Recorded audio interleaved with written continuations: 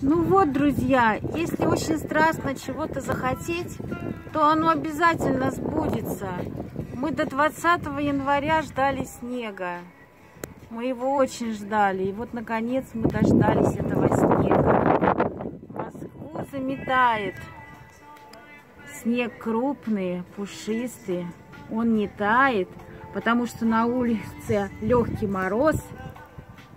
Вот он такой сильный снегопад. Люди идут быстро.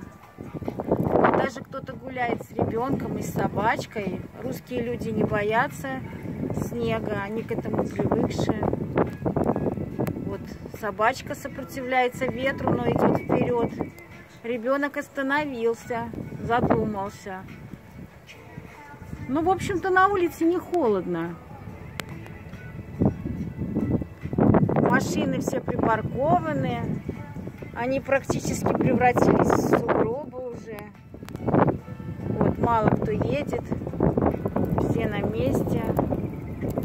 Вот такая белая мгла. Противоположного дома почти не видно, хотя он близко. Здорово.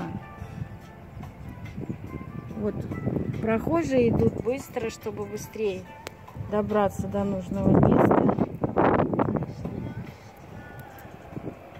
Насколько это получается. Вот. Но зато дома очень тепло и уютно. Очень приятно наблюдать за этим явлением из-за окна. Просто здорово.